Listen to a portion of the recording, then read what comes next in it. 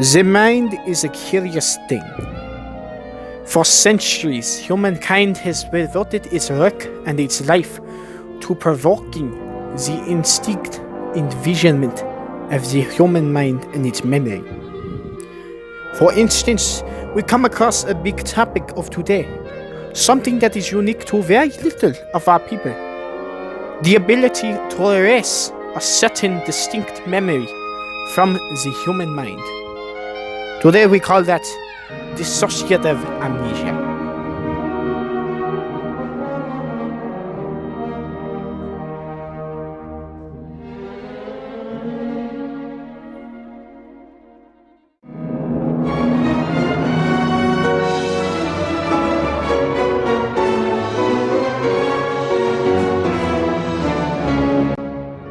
Dissociative amnesia, aka psychogenic amnesia, is a hard nut to crack. Out of all the things I have researched, it seems to have no specific date, place, or person who coined the term. And you know it's bad when Wikipedia is doing a way better job than most other sources. So let us begin with Jean-Martin Charcot. Born in France, November 29th, 1825, he and Guillaume Duquesne would become the founding fathers of modern neurology. In his mid-20s, Charcot became fascinated with the modern medical advancements in his era. And how could you not? Insert a bunch of wacky medical practices in the mid-1800s, blah blah blah. While he was in college, the Crimea War started, Basbu's title. And then shortly after he graduated, he began his work in 1860 at a little place called Salpêtrière, a literal insane asylum containing around 5,000 patients in 1862. So this was Charcot's wet dream. He began studying, diagnosing dozens of cases in which he self-inserted his name into a couple, and then in 1870 he got a fresh batch dumped off by the Franco-Prussian War, 1812 possibly the orchestra, fade into the picture of the Franco-Prussian War.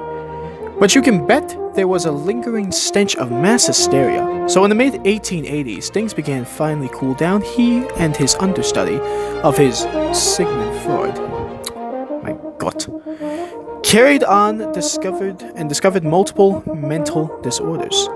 From including hysteria outright to Charcot foot disease. That's a mouthful. Where a myelin, aka type of bacteria, slowly surrounds your motor section and nerve cells, deteriorates your brain inside out. What the hell am I reading? Okay. But there's a catch. Where he said mass hysteria, we say dissociative. So, when claiming to have diagnosed hysteria, he had found some of the first cases of early or onset psychological disorders.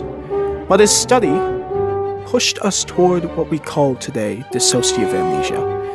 In a time where everything seemed like it was going to kill you and your life expectancy was nearly half of what it is today, you can bet there were people that would rather forget certain things.